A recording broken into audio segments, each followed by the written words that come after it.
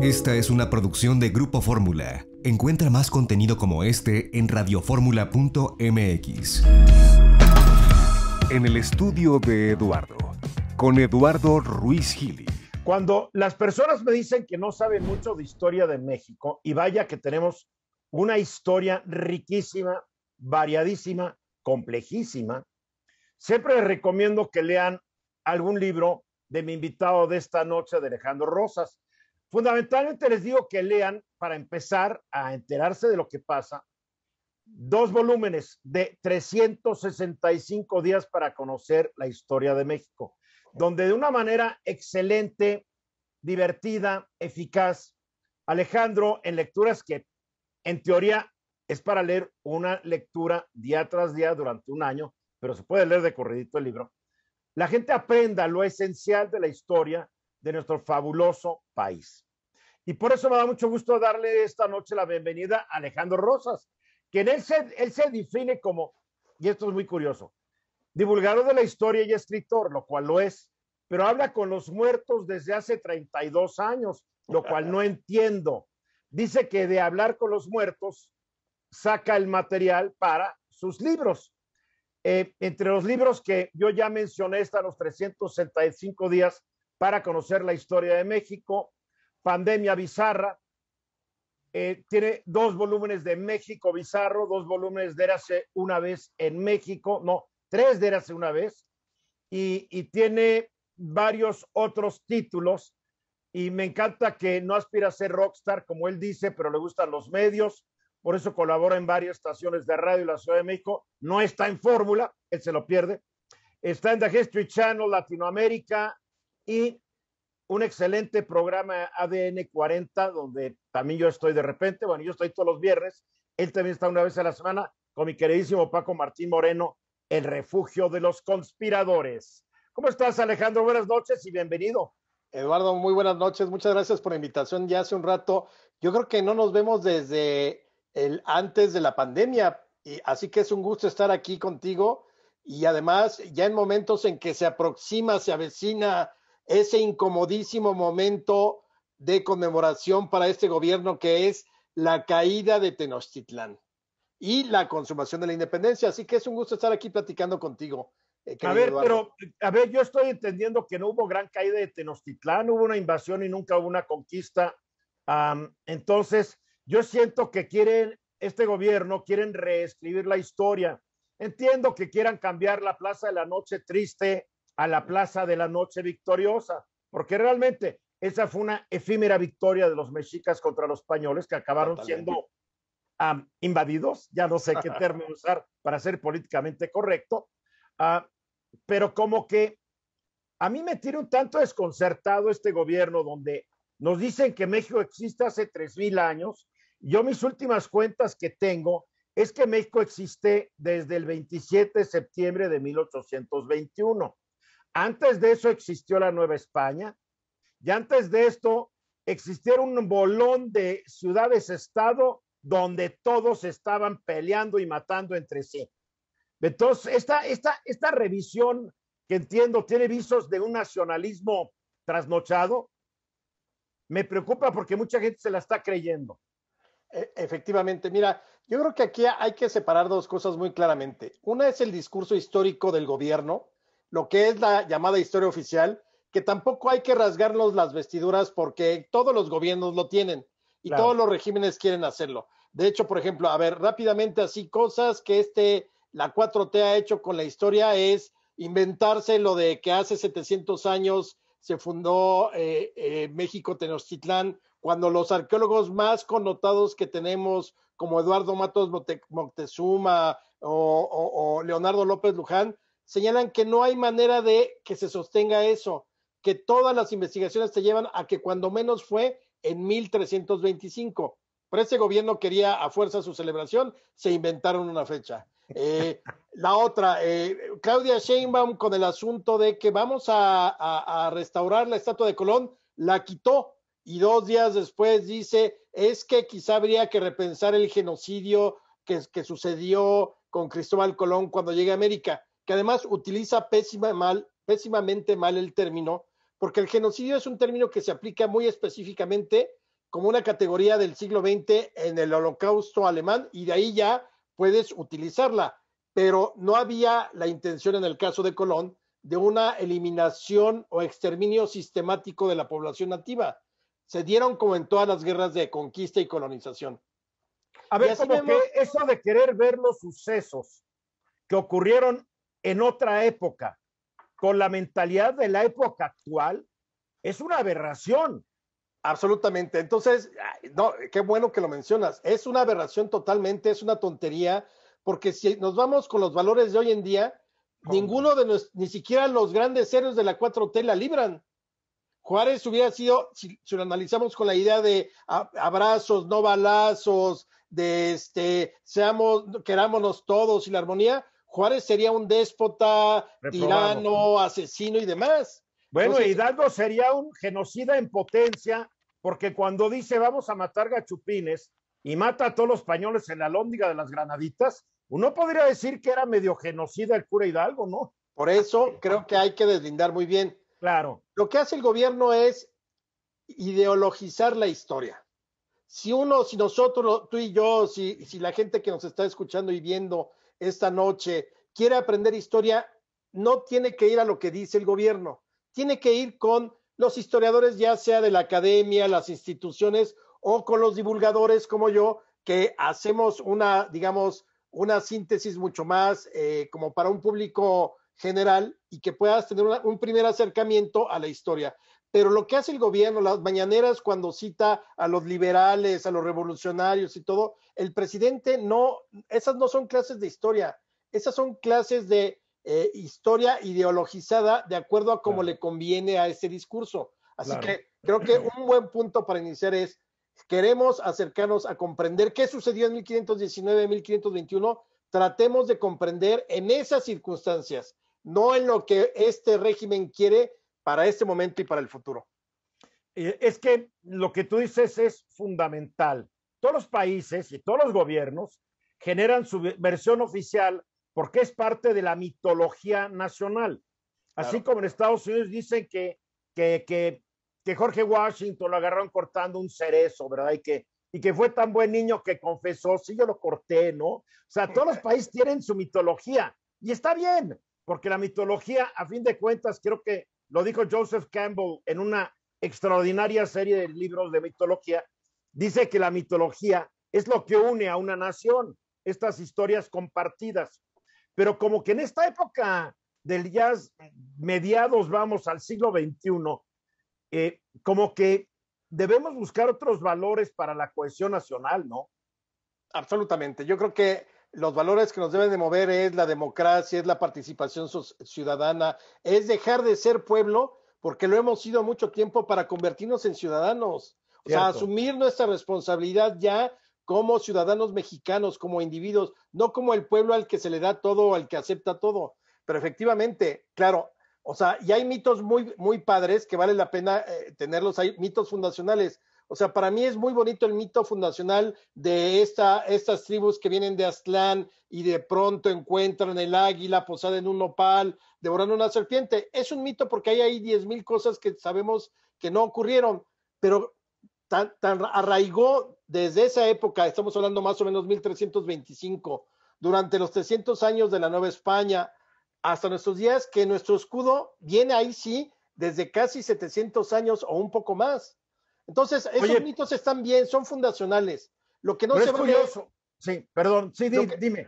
Lo que no se vale es engañar y mentir simplemente para que tu discurso cuadre con una historia que jamás ocurrió. Ahora, todos estos mitos que hemos adoptado, ¿no también han contribuido a que tengamos una historia medio, de una imagen propia medio desvirtuada? A ver, el escudo nacional es el escudo, no es la representación de lo que fue un señorío archirrepresivo, archicriminal y archisanguinario que eran los mexicas. No los quería nadie, por eso se aliaron con Cortés, porque no los aguantaban. Entonces, digo, ¿cuál es nuestra herencia de ahí? El himno el himno se creó bajo los auspicios de Antonio López de Santana, reputado traidor a la patria, y la bandera nacional de otro traidor que quiso ser emperador, de Agustín de Iturbide. Digo, como que no cuaja la versión oficial con ni con nuestros símbolos patrios. Efectivamente, porque la historia es mucho más compleja que nada más señalarla por decreto. Efectivamente, a ver, si nos vamos a ese 1519, a ver, y eso es parte de la historia humana. Tan repudiados fueron los romanos como en su momento quizá los egipcios, como luego otras naciones que se fueron formando, como los árabes para los españoles mucho tiempo, para los habitantes de la península ibérica. Evidentemente, esta idea, este discurso de los pueblos originarios, perdón, las tribus que llegaron de Aztlán no eran pueblos originarios del Valle de México. Claro llegaron que no. a apropiarse de lugares que ya estaban previamente ocupados por otras gentes. Y vamos a los mensajes y regresamos. Venga. ¿Cuántos libros has escrito hasta el momento desde que te pusiste a hablar con los muertos? Híjole, yo creo que como 25, Eduardo. Todos de divulgación, que creo que es muy importante acotarlo. Solo tengo un ejercicio de ficción que es una novela histórica, se llama Sangre y Fuego del 2009. Ese es mi único ejercicio de ficción. Todo lo demás, y yo por eso siempre digo, a ver, se pueden acercar a la divulgación porque no invento, y eso es muy importante para la gente que nos está viendo y escuchando. En una novela histórica no vas a aprender historia. Una novela histórica lo que te debe de provocar es curiosidad o más ganas de saber sobre un tema. Claro. Entonces, porque yo he visto mucha gente que lee, y ahorita que están tan de moda las novelas históricas de personajes, leen una novela histórica, ya sé sobre Cárdenas, ya sé sobre Zapata, y no. La novela histórica, y yo empecé por la novela histórica, lo que te provoca es que luego vayas a la academia a buscar a la biografía, la crónica, el ensayo y demás. Ahora, ¿por qué yo digo que hablo con los muertos? Porque soy una especie de medium. Primero, un medium entre la academia y el público en general, ¿no? Es decir, si alguien quiere saber de Porfirio Díaz, pues no va a ir a leer los 10 volúmenes de Daniel Cosío Villegas de la historia moderna, porque no va a tener tiempo ni el abogado, ni el médico, ni el ama de casa, ni nadie. O sea, tú quieres... Porque la mayoría de los mexicanos no tienen el hábito de la lectura, punto. Eso y ni tiempo. Entonces yo lo que hago es, yo sí consulto esos 10 tomos, hago mi interpretación, mi síntesis, rescato lo que quiero y como medium la pongo al alcance de un público general. Pero también digo que hablo con los muertos porque yo lo que hago es ir a platicar con Madero en su correspondencia, en sus discursos y demás. Igual hago mi propio análisis, mi propia interpretación y la pongo al alcance de los lectores. Por eso soy un medium, por eso digo que hablo con los muertos, nuestros muertos patrios. Y qué bueno que señalas la diferencia entre escribir libros de historia o de divulgación de historia que novelas. La novela siempre te permite como autor dejar que tu imaginación vuele. Nuestro buen amigo Paco Martín Moreno, digo, hay una escena en su libro de Santana que parece que Paco estaba dentro del baño con Santana, ¿no? Bueno, te lo dice, él mismo te lo dice, yo estaba debajo de la cama cuando Porfirio Díaz le quitó los 170 botones al vestido de Carmelita. O yo estaba ahí en una esquina de la pirámide del Castillo mientras Felipe Carrillo Puerto le hacía el amor a Alma Riz. Entonces, sí, evidente, pero esa es la novela histórica, así que lean la novela histórica como leerían el Código Da Vinci o una novela policíaca, sin pensar, es que me tengo que aprender el dato, porque en la novela histórica no sabes en qué momento el autor se voló la barda. Entonces, exacto, qué bueno que lo dices. Si quieren aprender historia, vayan a el libro de historia. ¿A qué atribuyes este auge en la novela histórica? Porque hay un auge, como que todo el mundo le dio por escribir novela histórica. Fíjate que yo creo que se abrió la veta muy bien desde finales del siglo pasado, cuando empezó propiamente todo este camino de la desmitificación, que yo desde luego señalaría a Krause, a Jan Meyer, a Luis González y González como maestro de ellos, como los primeros grandes desmitificadores de la historia. Entonces empieza este proceso de quitar los mitos, es decir, de no hablar de buenos y malos, de héroes y villanos, sino de personajes, circunstancias y tratarlos de entender en su momento. Y entonces, a partir de ahí, yo creo que siempre estuvimos tan cerrados en una sola visión de la historia, que fue la historia oficial que nos tocó a nosotros, la del libro de texto desde 1959, la de esa portada de La Patria de González Camarena, que es preciosa, pero que el libro era una doctrina, no era un libro de historia, era un catecismo del padre Ripalda histórico. Entonces, yo creo que en el momento en que vamos transitando hacia la democracia, también se abre la posibilidad de conocer mucho más historia. Y creo que el auge, porque es un hecho, y yo te lo puedo decir tanto como autor como lector, que sí, evidentemente hay una oferta de historia mucho más amplia, pero también en esa amplitud de la oferta hay mucha novela histórica que ha sido un éxito, pero que no por ser novela histórica es historia, insisto. Correcto, correcto. A ver, esto de los buenos y los malos. La historia de México está llena de malos y de buenos. Nuestros grandes héroes, además, paradójicamente, a todos los fusilaron y todos fueron grandes perdedores. A ver, Hidalgo, perdedor. Morelos, perdedor. Iturbide, ganador, traidor. Entonces, oye, pero espérate. ¿Qué está pasando aquí? Yo creo que todos eran mexicanos que tenían su punto de vista y creían, si sinceramente o no, o eran egoístas y nomás tenían una agenda política, pero no creo que estuviera ni nadie para fastidiar al país más de lo que estaba, ¿no? Claro.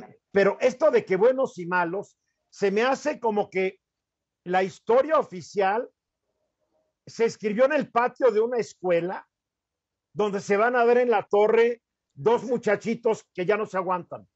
Claro, efectivamente. Y bueno, todavía tendrías que agregarle, Iturbide es ganador, pero luego el Congreso, o sea, somos parricidas de origen. Nuestro Congreso fue parricida porque se echó a los dos libertadores, a Iturbide y a Guerrero en distintos momentos. Cierto. Entonces, sí, yo creo que aquí el problema es que el planteamiento de la historia oficial, y yo soy de la idea de que hoy estamos también muy polarizados, porque todo mundo que manejó la historia en términos del gobierno polarizó a través de la historia. López Obrador polariza a través de la historia. El PAN en su momento, no sé si te acuerdas, por ahí circula un telegrama que es más apócrifo, que cualquier cosa, donde dice que el coronel Lázaro Cárdenas le ordena al general Rodolfo Herrero, que intercepte la caravana de Carranza y prácticamente que lo mate, ¿no? Y es totalmente falso porque evidentemente Cárdenas como coronel no le iba a ordenar a un general, pero ahí se subió, yo me acuerdo incluso el PAN a finales, cuando estaba Cárdenas en campaña, no me acuerdo si para la presidencia en el 2000 o por ahí del 97, lo sacaron. Pues es el mismo uso manipulado de la historia que usa hoy López Obrador, pero que ha usado el PAN o que en su momento el PRI se cansó de usarlo. Viva bueno, yo cuando digo que cuando yo escucho al presidente decir que el último golpe de Estado fue el de Victoriano Huerta, oye, yo me acuerdo, para mí el último golpe de Estado que hubo en México fue el de Álvaro Obregón y Calles contra el presidente constitucional de México, que era Venustiano Carranza. Claro, y uno de los que apoyó ese golpe era Lázaro Cárdenas. Claro, porque te voy a decir una cosa, además, por ejemplo, en el caso de Madero renuncia. Claro, si hay un golpe de Estado hay que reconocerlo, claro, pero cuando lo asesinan ya no es presidente, lo cual no hace menos para que no vayan a decir, es que Rosas dicen. A ver, es muy grave lo que pasó con Madero, pero efectivamente tú tocas un punto medular. Carranza era el presidente constitucional el día que lo asesinan y estaba en funciones como presidente constitucional. Es mucho más grave. Lo podríamos, digamos, comparar quizá con el caso de Allende. Allende era presidente de Chile cuando se suicida o lo asesinan. Eso seguirá siendo su discusión. Pero, claro, Carranza es un presidente que es asesinado en funciones. Gravísimo. Y la historia la escribieron los ganadores, que fueron Álvaro Obregón, Plutarco Elías Calles. Calles funda el antecesor del PRI, y la historia oficial es que no fue golpe de Estado, ya no sé qué fue. No, claro, pero pues, por ahí el corrido decía, Obregón le dijo a Calles, por el bien de la nación, nos haremos los compadres, viva la revolución. Oye, porque además, lo fascinante de esta historia, de acuerdo a mi cronología, México ha tenido unos 80 gobernantes más o menos, si metes a los de las regencias y a los primeros grupos que gobernaron, estos triunviratos, quintuviratos, etcétera, etcétera. Y como presidentes hemos tenido 65, ¿no? incluyendo liberales, conservadores, convencionistas, constitucionalistas, todo el asunto. Pero la cantidad de magnicidios en este país es como de récord mundial. Ve, matan a Madero, después matan a Carranza. O sea, dos presidentes los matan en 14 años, 12 años. Bueno, matan a ellos dos como presidentes, ¿no? Sí. Luego, al exilio, Adolfo de la Huerta, asesinan al presidente electo Álvaro Obregón, al exilio se va Abelardo L. Rodríguez, no, Pascual Ortiz Rubio, también. Se va a ir Calles al exilio, y si junto a eso, los grandes protagonistas de la revolución, Villa, asesinado, Zapata, asesinado, Felipe Ángeles, fusilado, pero con un juicio que no tenía manera en que lo salvaran, y luego una purga de generales brutal, en 1900, diciembre del 23, principios del 24, cuando Adolfo de la Huerta se levanta en armas contra Obregón, y Obregón aprovecha para despacharse casi a todos los generales que estaban en su contra. O sea, era como un pequeño Stalin, Obregón, ¿verdad? Fíjate que a mí me parece un presidente muy inteligente. No, era brillante, pero no tenía el menor miramiento. A ver, nadie de ellos tenía empacho en disparar cuando tenían que hacerlo. A nadie. Además, es una estela de sangre. Asesinados candidatos a la presidencia como Serrano y Gómez en 1927. Vamos a ir a los mensajes, debo interrumpirte. Aquí esto es inexorable. Regresamos. ¿En qué libro estás trabajando ahora, Alejandro? Fíjate que ahora estoy trabajando en mi segunda ficción, que es una novela sobre el cadáver de Maximiliano. ¡Ay, qué divertido! Sí, porque es una especie de thriller de humor negro y que se ubica exactamente en el Imperio, y es la historia de un embalsamador, un joven embalsamador, que se suma a las filas del ejército republicano, cae preso de los franceses en Puebla, en 63, y los franceses, al saber que es embalsamador, pues se lo llevan a la Ciudad de México para pues para que embalsamen los cadáveres de sus compatriotas para ser repatriados. Y ahí empieza toda la trama que va a llevar hacia el cadáver de Maximiliano. Porque además la historia del cadáver de Maximiliano, bueno, no lo debería yo decir, pero es muy divertida como historia. Lo fusilan, se lo llevan al convento, lo meten en una caja donde no cabía, los ojos se le echan a perder, le ponen unos ojos artificiales. Úrsula, sí, claro. ¿No? Entonces, es muy interesante la historia del cadáver de Lo cuelgan para el segundo embalsamamiento para que todos los fluidos del cuerpo... Cuelgan de los pies, sí. Sí. Y ya hay una leyenda que dice que llegó a verlo Juárez cuando estaba colgado de los pies. Sí, pero fíjate que además lo embalsaman en el templo de San Andrés, que estuvo exactamente donde hoy es, bueno, donde estuvo hasta hace un par de años la Cámara de Senadores antigua en Xicoténcatl. Sí. Y como ahí lo embalsamaron, luego el gobernador de la Ciudad de México, que era Juan José Vaz, no quiso que se convirtiera ese templo como en el bastión del recuerdo de Maximiliano, y destruye la iglesia en una noche y abre la calle de Xicoténcatl. ¿Sí? Y por eso es Xicoténcatl donde está el Senado. Qué historia. Por eso ahorita me manera de querer borrar la realidad, ¿no? Exactamente. Entonces, sobre eso estoy trabajando ahorita. Es como una especie de vacaciones para no seguir quitarme un poquito ahorita de las interpretaciones y todo. No, quiero dedicarme otra vez, es mi segundo ejercicio de ficción. ¿Cómo cambia tu mente cuando estás escribiendo un libro netamente histórico a un libro que es ficción? Porque es como estar en AM y cambiarle al FM, ¿no?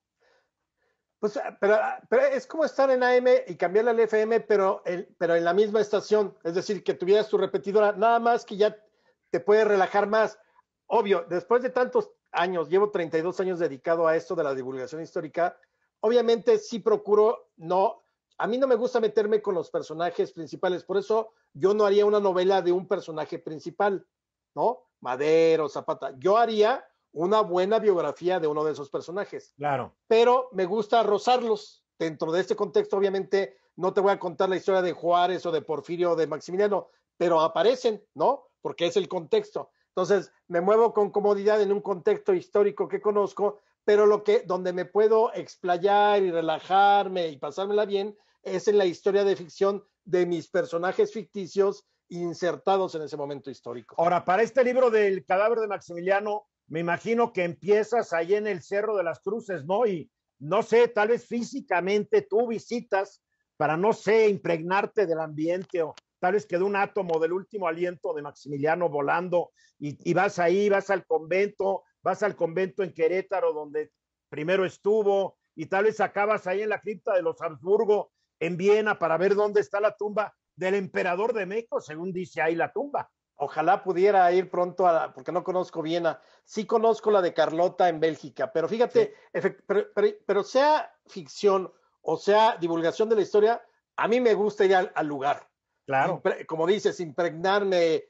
Yo sé que ha pasado mucho tiempo y que todo cambia, el paisaje y demás, pero estás en el lugar, ¿no? O sea, caminar dentro del Palacio Nacional en el recinto Juárez es maravilloso porque efectivamente esas fueron sus habitaciones. Sí. Salirte del palacio para ir a donde hoy están las ruinas del Templo Mayor es increíble. Claro, todo tiene historia.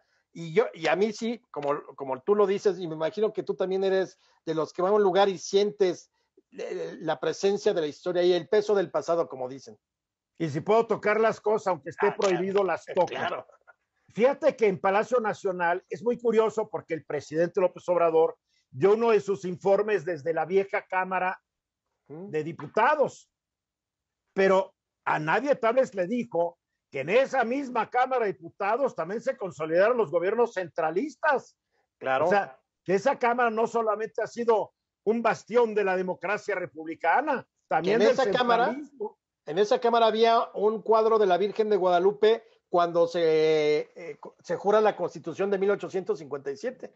Sí, es increíble, ¿no? Increíble. Ahora, ¿cuándo estará tu libro en el mercado? No, yo creo que hasta el otoño del próximo año, porque me la estoy llevando con calma, sí. ¿Y cómo va el programa? Platica del programa que tú haces ahí porque lo haces con Paco Martín Moreno y con Benito, Pepe Fonseca, ¿no? No, Benito Taibo. Ah, con Benito. Pero Benito es una edición nueva, ¿no? No, él es de los originales. Estaba ahí antes Eugenio Aguirre, también novelista. Eugenio. Digamos que nuestro miembro más reciente es Isabel Revuelta, que también es historiadora, pero reciente, te estoy hablando de 5 años. Entonces es muy divertido porque entonces tienes a 2 novelistas, 2 divulgadores de la historia y nos damos muy buenos agarrones porque de pronto, como comentábamos ahorita, Paco dice, no, pues yo tengo esta teoría y es una de su novela, entonces, no, pero no fue así. Se pone muy bien esa discusión de la historia. Porque Benito es el Taibo cuerdo, Benito es el Taibo centrado, es el que ve las cosas como son y no chiflado, ¿no? Fíjate que yo a los dos los quiero mucho, a Paco y a Benito, pero efectivamente, si pudiéramos, así como Jorge Bueno y Pedro el Malo es Benito el Bueno, Paco el Malo, pero pues, los dos tienen mi cariño y además, fíjate, yo le recomiendo aquí a la gente que si se puede acercar a esta trilogía que escribió Paco Taibo hace 2-3 años, Patria, que es una trilogía sobre la gran década nacional, que es el periodo de 1857, cuando se jura la Constitución y estalla la Guerra de Reforma y termina 10 años después con el fusilamiento de Maximiliano y el triunfo de la República. Acabas de mencionar algo muy importante. La Guerra de Reforma es la famosa Guerra de 3 años. Exactamente. Que mucha gente a veces cree que la guerra que vino después, cuando llega el invasor francés, fue una continuación. No, fueron 2 guerras diferentes.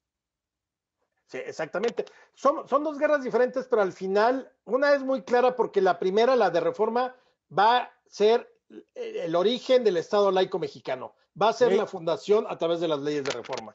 Y la segunda es, como los conservadores no se quedaron conformes, buscan el apoyo de Francia y lo traen.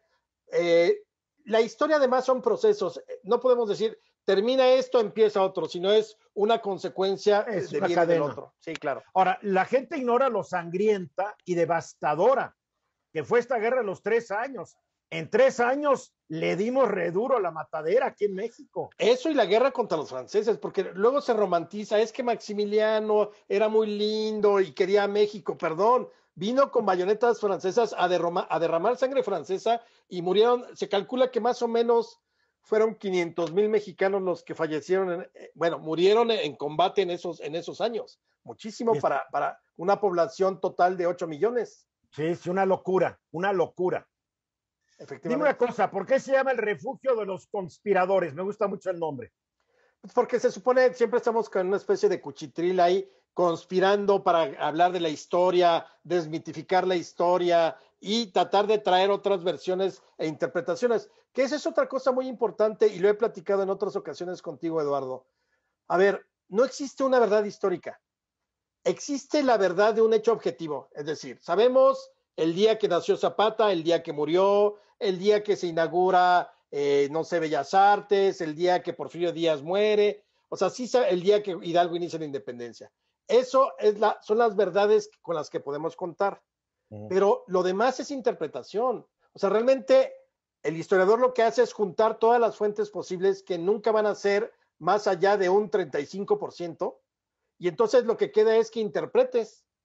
Por eso hay tantas versiones sobre un mismo personaje, claro, sobre un mismo acontecimiento. O sea, también creo que es algo importante que nosotros, amigos y amigas que nos están escuchando y viendo en casa, que pensemos eso, es decir, no se queden con una versión de la historia como es la que quiere poner el gobierno, y no en general todos, ni con lo que yo digo como, Alejandro Rosas no es el verdadero historiador. No, yo hago mi interpretación de acuerdo a lo que yo estoy estudiando y analizando, pero seguramente puede haber 4, 5, 10 versiones distintas en interpretación sobre el mismo acontecimiento. Y son interpretaciones, no es verdad. Y son interpretaciones basadas en tus neuronas, en tus sentimientos, en tu historia personal y tu apreciación de la vida, porque todo entra a fin de cuentas. Bueno, vamos a ir a los mensajes y regresamos para seguir platicando con Alejandro Rosas aquí en Grupo Fórmula. Estamos aquí de regreso con el historiador, el escritor Alejandro Rosas, divulgador. ¿Te gusta que te expliquen, que te definan más como un divulgador de la historia que como historiador? Te voy a decir por qué me defino divulgador. Porque y aquí te lo digo muy en corto, al fin nadie nos está escuchando ni nada. Hay una generación ahorita de historiadores jóvenes muy mamilas, que se sienten las divinas garzas en un exultante castillo de la pureza intelectual. Sí, entonces me ven a mí como una revista, como de juicios fáciles, no han hecho carrera, no han publicado nada, pero ya se sienten los nuevos Cosío Villegas o Edmundo Gorman o Luis González y González. Entonces, como la academia son bastante mamilas, y me refiero a esta generación nueva, yo soy divulgador de la historia. Ahí estoy de acuerdo contigo. Estoy de acuerdo contigo. Me puede disputar nada. Sí, a mí me dicen que si soy periodista, no, pues yo estudié administración, tengo una maestría en administración y soy un opinador. Punto. Sí. A ver, una cosa. Pero hacemos un oficio, Eduardo. Pues es oficio. O sea, lo que te hace ser bueno es el oficio. Claro. En que hacer una pregunta como un oficio. Para la gente que quiere empezar a enterarse y aprender de la historia de México, yo siempre recomiendo tus libros. Y los de 365 yo los recomiendo porque es una manera tan lógica e inteligente que los escribiste, que haces que la persona o aprenda, así como el comercial este. ¿Cuál es el método que tú recomendarías? La historia de México empieza de lo que hoy es México, no voy a decir de México, de lo que hoy es México, empieza con los olmecas y tal vez un poco antes, de lo que sepamos, ya la etapa un tanto histórica. Pero yo veo una gran ignorancia de lo que es el México prehispánico. La mayoría de gente cree que el México prehispánico fueron los aztecas, los mayas, los olmecas, de repente los zapotecas y párale contar. A ver, hubo muchas culturas aquí en este país. No sé si alcance la vida de una persona para estudiar el México prehispánico. ¿Cuál es el método que tú recomiendas? ¿Qué tanto conviene conocer el México prehispánico para entender el México de hoy, o el virreinal, o el México antes de la Revolución, después de la Revolución, el México del siglo XIX? Tiene que haber cierto método para tener cierto barnicito, por lo menos, de conocimientos. Mira, yo para empezar, lo primero que sugiero cuando te acercas a la historia y quieres aprender es hacer un striptease de prejuicios. O sea, si tú vas a llegar ya con la idea de malditos gringos, malditos españoles, maldito PRI, ya estamos fritos. Sí. O sea, porque entonces ya te impide ver con claridad. Luego, número dos, creo que tenemos que entender la historia como un proceso. Y para eso fue que yo, junto con mi amiga Sandra Molina, escribí esta trilogía que mencionaste también al principio, que se llama Érase una vez México, que básicamente el subtítulo es de las cavernas al virreinato es el primer nombre, luego del virreinato, del grito a la revolución y de la revolución al retorno del PRI. Pero la idea que nosotros creemos que es fundamental para conocer la historia es que quisimos contarla como un proceso. Si nosotros seguimos aprendiendo historia por chispazos de efemérides, es decir, un día le entras a la revolución y luego te saltas, claro, lo puedes hacer así porque no vas a estudiar historia, sino simplemente quieres conocer, puede ser el camino. Pero si tú quieres entender de dónde venimos, cómo ha sido todo el proceso, Érase una vez México sería como el ABC, así como teníamos ABC de química o el ABC de física, sería como lo primero para tener una idea general de lo que ha sido la historia de México en su proceso.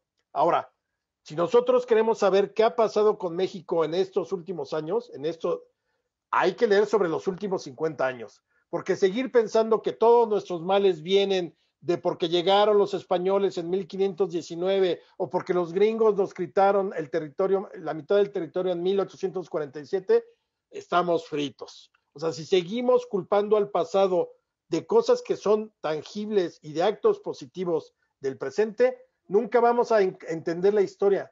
La historia no se repite porque esa es otra. Es el peor cliché de quien no conoce su historia se condena a repetirla. No se repite nunca. Lo que pasa es que parece que se repite porque está hecha de pasiones y naturaleza humana. La ambición, la lucha por el poder, la envidia, el ego, etcétera. Eso siempre está presente. Pero entonces, ¿no será que el dicho debería ser quien no conoce los errores de la historia está proclive a volverlos a cometer? Ese podría ser, o la otra es, quien no asume que el ser humano es bastante perverso, va a cometer los mismos errores. ¿Cómo? Si somos la muestra más gloriosa de la creación. Porque fíjate, yo analizando un poco este régimen en términos históricos, ¿qué veo en López Obrador? Más allá del discurso y todo, la soberbia que tuvo Salinas, la soberbia que tuvo Carranza, la soberbia que tuvo López Portillo. Es decir, al final lo que prevalece es del ser humano, esa naturaleza humana, independientemente de ya analizar que si el proyecto y todo eso. Entonces, ahí están presentes. Pero yo sí le recomiendo a la gente, si quieren entender la historia de hoy, hay que irnos a los últimos 50 años. Ahí es donde tenemos que encontrar las claves, porque no somos el producto de 300 años continuos o de 200, ya ni siquiera de la Revolución Mexicana. O sea, ya son 4 generaciones, no me vengan. Es como pensar que a mí me afecta lo que hizo mi tatarabuelo, del que no tengo ni idea siquiera cómo se llama, por ejemplo, ¿no? Entonces, no, nos determina lo que somos hoy, esta clase política que lleva 30 años ininterrumpidos, solo rolándose, que han estado por todos los partidos, eso es lo que nos determina. Oye, el presidente López Obrador, mi teoría es que es un retropriista. ¿Cómo ves mi análisis? Yo también lo ubicaría totalmente. Mira, yo lo veo, y se ha dicho mucho, muy cercano a Echeverría, pero su percepción de la historia es la de los años 30, ese nacionalismo rampante y ramplón además, donde nuevamente esta idea de los aztecas o los mexicas como el gran pueblo, cuando ya hemos dicho que finalmente era el más odiado de su momento. Yo todavía estoy esperando que me invite el gobierno de Tlaxcala a celebrar el 13 de agosto que tomaron la Ciudad de México. Claro. La Ciudad de México Oye, no, perdóname, yo creo que le deberíamos pedir a los tlaxcaltecas que ofrezcan disculpa pública, y a los xochimilcas, y a todos los que colaboraron con este invasor, que no conquistador, llamado Hernán Cortés, a dar la torre a estos, porque todos traicionaron a México, que no existiera México. Claro, ese es un buen tuit, que López Obrador exija a Tlaxcala pedirle perdón a la Ciudad de México. Qué buena puntada, ¿no? Pero es lo que hace muy única la historia de México, y no quiero decir que no sea única la historia de todos los países, porque realmente ignoramos la historia de los demás países. La historia de los países centroamericanos, sudamericanos, está lleno también de contradicciones y de guerras y el mismo desorden Hay un libro que leí durante el Bicentenario, no recuerdo el autor, fue publicado por Tusquets, y hablaba sobre cómo del río Bravo para abajo hay un origen común y que cómo lo ves por el desorden de todos los países del río Bravo a la Patagonia. Sí, no, efectivamente, y además ese pasado común es el que nos definió a todos, porque al final sí somos producto de la misma colonización. Claro. Y en cambio, Claro.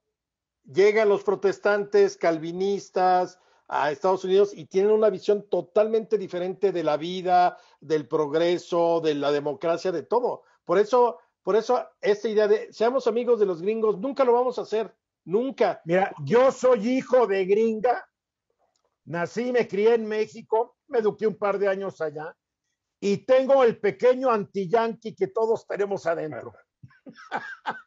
La verdad, no te puedes zafar de eso, aunque seas consciente que el país que era México, la verdad es que fue una herencia no negociada de España, ¿no? Que nunca nos importó, bueno, a nuestros ancestros no les importó cuidarla, ahí la tenían, ¿no? Claro. Y se aplicó el dicho de padre millonario, hijo caballero y nieto pordiosero a nivel nacional.